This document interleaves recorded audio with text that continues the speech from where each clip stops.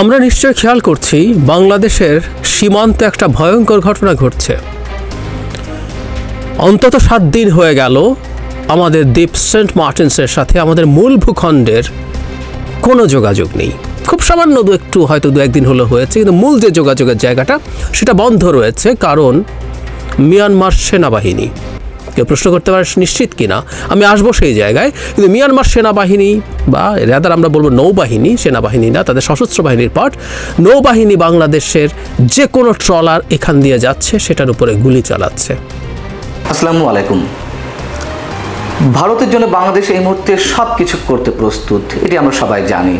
ভারত যা চাইছে তাই পাচ্ছে, ভারত যা চাইবে তাই পাবে। কেন পাবে, কেন দেওয়া হচ্ছে, এগুলো আমরা সবাই জানি, এগুলো চর্বিতে চর্বণ।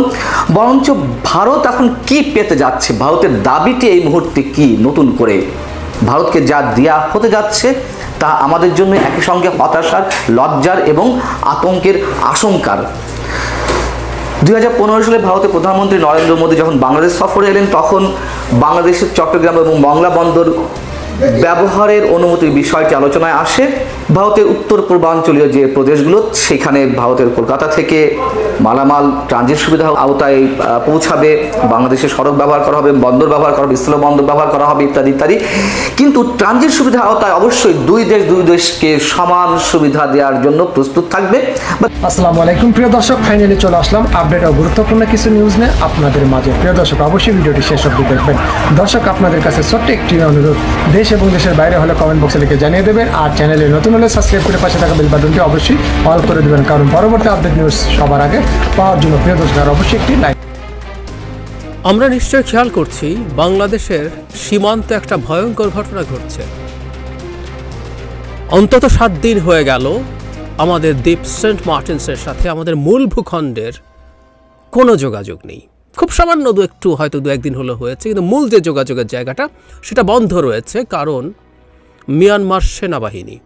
কেউ প্রশ্ন করতে পারে নিশ্চিত কিনা, আমি আসবো সেই জায়গায়। কিন্তু মিয়ানমার সেনাবাহিনী বা রাদার আমরা বলবো নৌবাহিনী, সেনাবাহিনী না, তাদের সশস্ত্র বাহিনীর পার্ট, নৌবাহিনী বাংলাদেশের যে কোনো ট্রলার এখান দিয়ে যাচ্ছে সেটার উপরে গুলি চালাচ্ছে। শুরুতেই ধরো আমরা একটা প্রশ্ন করে রাখতে চাই, আমাদের সেন্ট মার্টিন নিয়ে কারো কি কোনো পরিকল্পনা শুরু হলো, কোনো খেলা শুরু হলো? এবং তার চাইতে জরুরি কথা, সবার সাথে বন্ধুত্ব, কারোর সাথে শত্রুতা নয় বলে একটা ফালতু কথা বলা। আই রিপিট, এটা একটা ফালতু কথা। লিস্ট জিও পলিটিক্স বোঝা, লিস্ট ইন্টারন্যাশনাল রিলেশনস বোঝা মানুষ এটাকে একটা ফালতু কথাই বলবেন। একটা সরকার এটাকে কিভাবে দেখছে? এবং আমরা কি বলতে পারি না যে মিয়ানমারের সাথে প্রতিটা ক্ষেত্রে আজ থেকে আমরা যদি পেছন দিকে যেতে থাকি, অনেকগুলো ঘটনা আছে, আমরা মনে করতে পারি নিশ্চয়ই কোনো একটাতেও কি সরকার তার প্রয়োজনীয় ন্যূনতম তার পাওয়ার, কোয়ার্সিভ পাওয়ারটা দেখানোর চেষ্টা করেছে? যুদ্ধ করতে বলছি না, মুখেও কি দেখিয়েছে? আজ নেই, গতকাল একটা প্রতিবাদ লিপি জানিয়েছে বাংলাদেশ মিয়ানমারকে।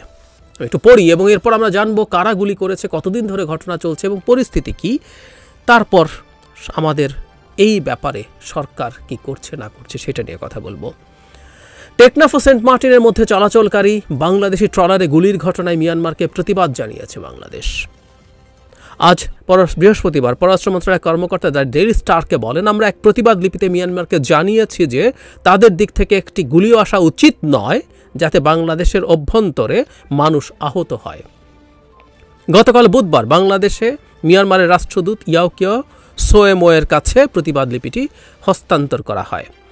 পররাষ্ট্র মন্ত্রণালয়ের ওই কর্মকর্তা বলেন, এর আগে মিয়ানমার থেকে বাংলাদেশে মর্টার শেল পড়ার ঘটনায় আমরা প্রতিবাদ জানিয়েছি। মিয়ানমারের যে কোনো সংঘাত তাদের অভ্যন্তরীণ বিষয়, সেটি যেন বাংলাদেশকে প্রভাবিত না করে। ঘটনাটা কি? বাংলাদেশের মূল ভূখণ্ড থেকে সেন্ট মার্টিনসের দিকে যাওয়া যে কোনো ট্রলার, যে কোনো নৌযানের ওপরে গুলি করা হচ্ছে গত 7 দিন থেকে। কয়বার গুলি করা হয়েছে আমি একটু পড়ি। অবশ্য বাংলাদেশ সরকার জানে না কে করছে, কিন্তু এখন মোটামুটি নিশ্চিত এটা মিয়ানমারের নৌবাহিনী করছে। কেন আমি সেই জায়গায় আসছি। গত 5 জুন সেন্ট মার্টিন থেকে সরকারি কর্মকর্তাদের একটি দল নির্বাচনে ব্যবহৃত সরঞ্জামাদি নিয়ে টেকনাফে ফেরার সময় তাদের নৌযান লক্ষ্য করে গুলির ঘটনা ঘটে। সেদিন সন্ধ্যায় নাফ নদীতে বদরমুকাম এলাকার উল্টো দিক থেকে এলোপাথাড়ি গুলি ছোড়া হয়। এ সময় তাদের ট্রলারে থাকা উপজেলা সহকারী কমিশনার সহ কর্মকর্তারা প্রাণে রক্ষা পেলেও ট্রলারে বেশ কয়েকটি গুলি লাগে। এরপর 8 জুন টেকনাফ থেকে সেন্ট মার্টিন যাওয়ার সময় গুলির মুখে পড়ে মালবাহী ট্রলার। সর্বশেষ মঙ্গলবার সকালে স্পিডবোটে করে একজন রোগী নেয়ার সময় স্পিডবোট লক্ষ্য করে 10 রাউন্ডের মতো গুলি হয়, যার কয়েকটি স্পিডবোটেও লেগেছে। কারা করেছে সেটা আমি জানাই, এটা একটু বোঝা দরকার। স্পিডবোট মালিক সৈয়দ আলম ডয়চে ভেলেকে বলেন, আগের গুলির ঘটনার পর গত 5 দিন আমরা নদীতে যাইনি। প্রশাসনের সঙ্গে আলোচনার পর মঙ্গলবার বেলা 11টার দিকে চট্টগ্রাম থেকে চিকিৎসা নিয়ে ফেরত আসা অসুস্থ এক রোগীকে নিয়ে সেন্ট মার্টিন যাচ্ছিল আমাদের একটা স্পিডবোট। সাগরের ঘোরচড়া এলাকায় পৌঁছলে মিয়ানমার সীমান্তের একটি ট্রলার থেকে এই স্পিডবোট লক্ষ্য করে এলোপাথাড়ি গুলি করা হয়। পরে স্পিডবোটটি কোনো রকমের সেন্ট মার্টিন পৌঁছে যেতে সক্ষম হয়।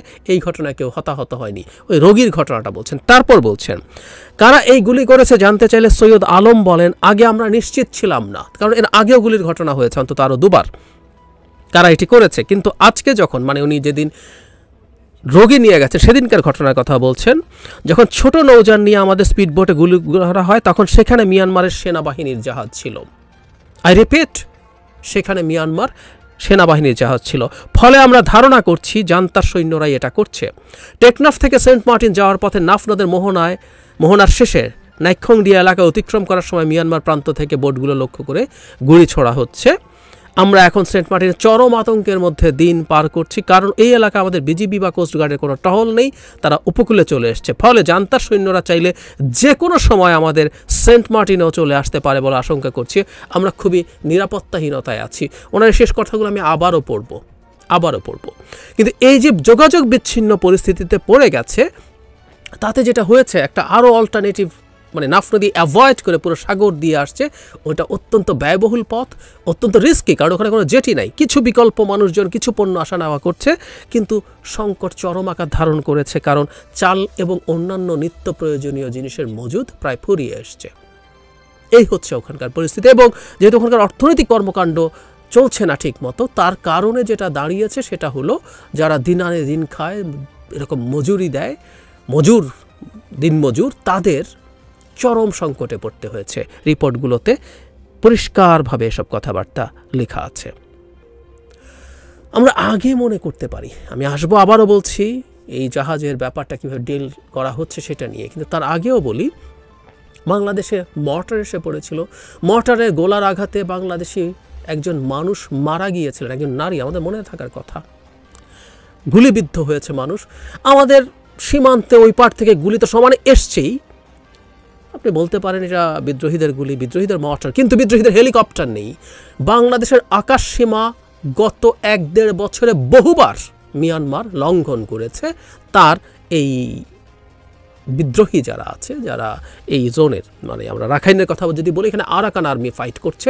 আরাকান আর্মির বিরুদ্ধে লড়াইয়ে বহুবার বাংলাদেশের আকাশ সীমা লঙ্ঘন করা হয়েছে এবং যথারীতি বাংলাদেশ প্রতিবাদ জানিয়েছে।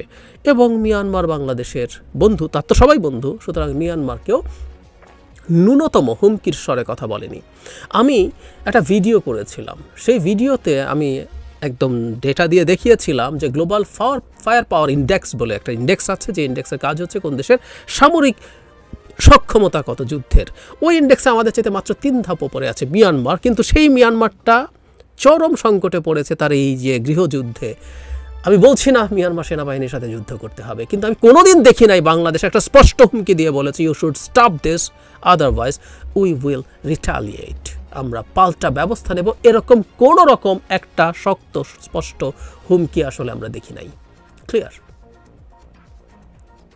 কেন এই দুর্বলতা, কেন? এবং দুর্বলতার পরিমাণ আমরা যদি দেখি, আমি আবারও পড়ছি, যিনি বোট বা ট্রলার মালিক সমিতির জনাব সৈয়দ আলম, উনি বলছেন, ওনার প্রথম কথাটা হচ্ছে ওনাদের ধারণা হচ্ছে এটা সৈন্যরাই করেছে, কারণ ওখানে জাহাজ ছিল, ছোট নৌযান, তার মানে পানি থেকে, ওদের ভূখণ্ড থেকেও না।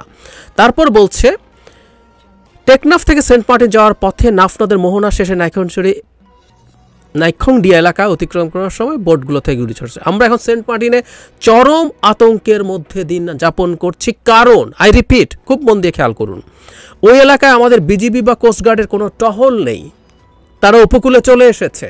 মানে বিজেপি এবং কোস্টগার্ড তাদের টহল বাদ দিয়ে উপকূলে চলে এসছে, যখন এই রকম একটা সংকটের মধ্যে আমাদের সেন্ট মার্টিনসের অন্তত 10,000 মানুষ পড়ে আছে, যাদের খাদ্য মজুদের নিয়েও সমস্যা তৈরি হয়েছে।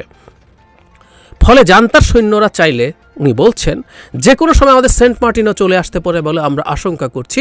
আমরা এখন খুবই নিরাপত্তাহীনতায় আছি। তাহলে এর মধ্যে কোনো রাগঢাক লুকোছাপার কিছু নাই। জান্তার সৈন্যরা আক্রমণ করছে এবং সেই আক্রমণ থেকে রীতিমতো আমাদের কোস্টগার্ড এবং বিজিবির টহল সরিয়ে উপকূলে চলে এসছে। ঠিক আছে, কোস্টগার্ড এবং বিজিবি যদি এটা ডিল করতে যথেষ্ট না পেরে থাকে, আমাদের নৌবাহিনী আছে। আমাদের নৌবাহিনী মিয়ানমারের সাথে যদি আমরা বিবেচনা করি যথেষ্ট শক্তিশালী। কিন্তু আমরা কেন অন্তত পাল্টা ব্যবস্থা নিচ্ছি? আমি আবারও বলছি, যুদ্ধ করছি সেটা দরকার নেই, কিন্তু আমার শক্তি আছে এবং আমি প্রয়োজনে সেই শক্তি দেখাবো। আমাদের সামরিক বাহিনী, সশস্ত্র বাহিনী, জনগণের করের টাকায় বাহিনী। এবং আমি অনেক সময় একটা কথা বলি, আমাদের এক ধরনের টেন্ডেন্সি আছে সামরিক ব্যয়কে খুব নেগেটিভলি দেখার জন্য। কেউ কেউ বলেন ওই টাকা বাদ দিয়ে এই করো সেই করো, স্বাস্থ্য শিক্ষা, ভালো ভালো জায়গা। হ্যাঁ, স্বাস্থ্য শিক্ষা এসব জায়গায় করবোই, কিন্তু বর্তমানে পৃথিবী যে জায়গায় এসে দাঁড়িয়েছে এবং এই মিয়ানমার সংকটটা হয়তো আমাদের সামনে এই বার্তাটা দিচ্ছে খুব স্পষ্টভাবে, আমাদের অবশ্যই অ্যাট এনি কস্ট আমাদের মিলিটারিকে যথেষ্ট আধুনিকায়ন করতে হবে, উন্নত মিলিটারি হার্ডওয়্যার দিয়ে তাদেরকে ইকুইপ করতে হবে, কোনো সন্দেহ নাই। সো আমাদের নৌবাহিনীর এখনও যে শক্তিমত্তা আছে এই মুহূর্তেও, সেটা মিয়ানমারের সাথে তুলনায় বেটার আছে ইন এনি কনসিডারেশন। আমরা পাল্টা সেই ব্যবস্থা নিচ্ছি না এবং তাদেরকে আমরা এই আক্রমণ করতে দিচ্ছি। আমরা একটা জিনিস তো বুঝতে পারছি, যখন আগে কখনো আমরা কোনো রকম কোনো হুমকি দেই নেই, কোনো ব্যবস্থা নেই, তাতে কি আমাদের আসলে এগুলো বন্ধ হলো? হেলিকপ্টার ঢোকা বন্ধ হলো? এখন রীতিমতো বাংলাদেশের একটা ভূখণ্ডকে বিচ্ছিন্ন করে রাখার পদক্ষেপ দেখা যাচ্ছে। এবং ওই ভদ্রলোকের কথা মতো যদি এখন সেন্ট মার্টিন দ্বীপে চলে যায়, তাহলে কি হবে? ওখানে যদি গিয়ে ওরা উঠে পড়ে, তখনও কি আমরা প্রতিবাদ জানাবো? সো আমরা আগেই কেন প্রিভেন্টিভ মেজার্স নিচ্ছি না? একটা কোনো রকম কোনো নৌযানকে ওখানে যেতে দেওয়া হচ্ছে না। মিয়ানমার জানতো আমাদের সেন্ট মার্টিনে যাওয়ার পথে বাধা কেন দেবে? ওদের সাথে সেন্ট মার্টিনে আমাদের কোনো ডিসপিউটও নাই। তার মানে আমরা বুঝতে পারছি খুব স্পষ্টভাবে সেন্ট মার্টিন নিয়ে খেলার একটা সম্ভাবনা তৈরি হয়েছে। আমাদের সবসময় মনে রাখতে হবে, এটাও একটু বলে রাখা দরকার, আমাদের কেউ কেউ মনে করবেন খুব বড় দ্বীপ নয়, এটা গেলেই বা কী হবে ইত্যাদি ইত্যাদি, আমরা একটু বেড়াতে কম যেতে পারি। প্রত্যেকটা দ্বীপ এই ধরনের জায়গায় জিও স্ট্র্যাটেজিক্যালি অত্যন্ত ইম্পর্টেন্ট জিনিস, কারণ আমরা জানি একটা দেশের একটা দ্বীপেরও সমুদ্র সীমা রিলেটেড হিসাব নিকাশ আছে, ওর এক্সক্লুসিভ ইকোনমিক জোন আছে, টেরিটোরিয়াল ওয়াটার্স আছে। একদিন ডিটেল আলোচনা করে চায়না নিয়ে একদিন কথা বলার সময় বলেছি, চায়নার জন্য রীতিমতো সাউথ চায়না সিতে অবৈধভাবে আর্টিফিশিয়াল আইল্যান্ড তৈরি করছে, কারণ ওটা থেকে সে তার টেরিটোরিয়াল ওয়াটার্স এবং এক্সক্লুসিভ ইকোনমিক জোন সে দাবি করতে পারবে। সুতরাং আমাদের বুঝতে হবে এই রকম একটা দ্বীপ আমাদের হাতছাড়া হওয়ার মানেটা কি। নানা সময় এই দ্বীপ নিয়ে নানান আলোচনা হয়েছে, প্রধানমন্ত্রী নিজে এটা আমেরিকা নিয়ে যেতে চায় ধরনের কথাবার্তা বলেছেন, ঘাঁটি করতে চায়। তো আমরা কি আমেরিকাকে দেব না? কথার কথা, এটাকে নিয়ে গিয়ে আর কাউকে এখানে ঘাঁটি গাঁটতে দিতে চাইছি? তাহলে আমাদের এই চরম নির্লিপ্ততা কেন? আমরা এই প্রশ্ন করতে পারি। নাগরিক হিসাবে এই প্রশ্ন আমাদের করা উচিত, খুব স্পষ্টভাবে করা উচিত। মিয়ানমার সংকটে বাংলাদেশ যে ধরনের স্ট্যান্স নিয়েছে, সেটা ইন এনি কনসিডারেশনে বাংলাদেশের নিরাপত্তাকে ঝুঁকির মুখে ফেলবে। আমি আগেও ভিডিও করে বলেছি, বিশেষ করে এখানে বিদ্রোহীরা যারা আছে তাদের বিরুদ্ধে যাওয়ার এক ধরনের টেন্ডেন্সি সরকারের আছে ভারতের স্বার্থ রক্ষার নামে, যেটা দিনের শেষে আমাদের স্বার্থকে লঙ্ঘন করবে। ওটা হতে ভারতের স্বার্থ আছে এবং আমরা হুবহু ভারতের স্বার্থ মতো আচরণ করছি, কথা বলছি, খুব বড় বিপদ তৈরি করবে। এখন আমাদের রীতিমতো একটা টেরিটরি নিয়ে, আগে না হয় রোহিঙ্গা ঢুকে গেল, গুলি আসলো, এটা আসলো, এখন আমাদের অত্যন্ত সভারেন্টি নিয়ে, আমাদের একটা টেরিটরি নিয়ে প্রবলেম শুরু হয়ে গেছে। এটা বৃহৎ কোনো খেলার অংশ, এটা বিচ্ছিন্ন কোনো কিছু কোনোভাবেই না। সো আমাদের এই টেরিটরি রক্ষার জন্য আমাদের সামরিক বাহিনী, আমাদের সশস্ত্র দিয়ে ট্রানজিট সুবিধা আওতায় বাংলাদেশি পণ্য নেপালে এবং একই সঙ্গে ভুটানে রপ্তানির যে বিষয়টা আলোচনা হচ্ছিল, সেটি এখনও ঝুলে আছে, পায়নি। চট্টগ্রাম এবং মংলা বন্দর ব্যবহারের অনুমতির পর এখন ভারত যেটি চাইছে, ভারত চাইছে এই অঞ্চলে চীনের আধিপত্য রোধ করার জন্য প্রতিহত করার জন্য মংলা বন্দর পরিচালনার দায়িত্ব পেতে চাইছে, মংলা বন্দরের ব্যবস্থাপনার দায়িত্ব চাইছে। এবং এটি সম্ভবত আগামী জুলাইয়ের দিকে আমাদের প্রধানমন্ত্রী যে ভারত সফর এবং চীন সফরের কথা রয়েছে, সেই ভারত সফরের সময় সম্ভবত চূড়ান্ত হয়ে যাবে। এবং কেউ কেউ বলছে এটি সম্ভবত এই চুক্তিটি হয়ে গেছে। মংলা বন্দরকে ব্যবহার শুধু নয়, মংলা বন্দর পরিচালনার দায়িত্ব ভারতের হাতে তুলে দেওয়া হয়েছে, অর্থাৎ ইজারা দিতে যাওয়া হচ্ছে বা দেওয়া হয়ে গেছে। কেন ভারত এটি চাইছে? কেন ভারতকে এটি দেওয়া হচ্ছে? ভারত এরই মধ্যে আমরা জানি যে ইরানের চাবাহার এবং মিয়ানমারের সিটওয়ে সমুদ্র বন্দর তারা নিয়ন্ত্রণ করছে, এবং এটি হলে মোটামুটি এই অঞ্চলে 3টি রাষ্ট্রের সমুদ্র বন্দর তারা ব্যবহার করতে যাচ্ছে এবং মোটামুটি বঙ্গোপসাগরে তাদের একটি আধিপত্য নিয়ন্ত্রণ করার মোটামুটি একটা পর্যায়ে পৌঁছে গেছে। কারণটা হচ্ছে চীন মংলা বন্দর পরিচালনার দায়িত্ব চাইছিল। চীনকে পরিচালনার দায়িত্ব দিতে হবে সে কথাও আমরা বলছি না, কোনো অবস্থাতেই নয়। কিন্তু চীনকে প্রতিহত করার নামে এখন ভারত সেটি সম্ভবত, এর মধ্যে আমি বলেছি সম্ভবত তারা এই বিষয়ে চুক্তি করে ফেলেছে, এটি অনেকের ধারণা। যাই হোক, প্রশ্ন হচ্ছে যে আমরা কেন দিচ্ছি? মংলা বন্দর কি অলাভজনক অবস্থা রয়েছে? মংলা বন্দর কি আমরা নিয়ন্ত্রণ করতে পারছি না, পরিচালনা করতে পারছি না? নিশ্চয়ই তা নয়। বরং পদ্মা সেতু নির্মাণের পরে মংলা বন্দরকে এখন ব্যবসা বাণিজ্যের জন্য দক্ষিণাঞ্চলের স্বর্ণদ্বার বলে অভিহিত করা হচ্ছে। এবং এটাও সত্য কথা, মংলা বন্দর একসময় অলাভজনক অবস্থায় ছিল এবং আওয়ামী লীগ সরকার আসার সময় যেটি স্বীকার করতেই হয় 2009 সালের পর থেকে এটি লাভজনক অবস্থায় পৌঁছায় এবং পরবর্তীতে এসে সেখানে শত কোটি টাকা, হাজার কোটি টাকা বিনিয়োগ করা হয়েছে মংলা বন্দরকে আধুনিকায়নের জন্য। সেই অবস্থায় এসে একটা রেডিমেড অবস্থায় সেই পরিচালনার দায়িত্ব মংলা বন্দরকে কেন ভারতের হাতে তুলে দেওয়া হবে, সেটি একটি গুরুত্বপূর্ণ প্রশ্ন। যদিও অনেক প্রশ্নের উত্তর আমরা পাবো না, এটা খুবই স্বাভাবিক। এবং ভারতের প্রয়োজনে যা ইচ্ছা তাই করবে বাংলাদেশ, সেটি আগেই বলেছি এবং সবাই জানে। বাংলাদেশের সীমান্তে বা ভারত সীমান্তে যেভাবে পাখির মতো গুলি করে মানুষ হত্যা করা হচ্ছে, তিস্তা প্রকল্প ভারতের জন্য ঝুলে গেল। যে তিস্তা প্রকল্পে চীন অর্থায়ন করতে চেয়েছিল সেটি অনেক দূরে গিয়েছে, শুধুমাত্র ভারতের বাধার কারণে। ভারত এখন নতুন করে সেখানে বিনিয়োগ করতে চায়, চীন যাতে তিস্তা প্রকল্পে বিনিয়োগ করতে না পারে, সেটি ভারতের স্বার্থের কারণেই মোটামুটি ঝুলে আছে এবং এটি আর হচ্ছে না। যেই তিস্তার পানি ভারত আটকে রাখছে দীর্ঘ কয়েক দশকও, আমরা এই পানি ন্যায্য হিস্যাটি পাচ্ছি না। মিটিংয়ের পর মিটিং, নানান ধরনের দেন দরবারের পরেও সেই প্রকল্পটিও ঝুলে আছে, যেটি বিকল্প একটি উপায়ের মাধ্যমে সারা বছর জলাধার নির্মাণের মাধ্যমে পানি আটকে রাখার একটি ব্যবস্থা করা হচ্ছিল, পরিকল্পনায় ছিল। এবং উত্তরাঞ্চলের কৃষকদের বাঁচাতে, উত্তরাঞ্চলকে মরুকরণের হাত থেকে বাঁচাতে এই প্রকল্পটি খুবই প্রয়োজন ছিল। এবং চীনেরও প্রয়োজন নেই, চীনের অর্থায়ন আমরা নিতে চাই না, ঠিক আছে, অন্য কারোর মাধ্যমে তো আমরা নিতে পারতাম, ঋণ দরবার করলে কারোর সাথে। সে ধরনের ঋণের তো আমাদের অভাব নেই, বা ঋণ পাওয়ার যে সুযোগটি, সেই সুযোগের তো অভাব নেই।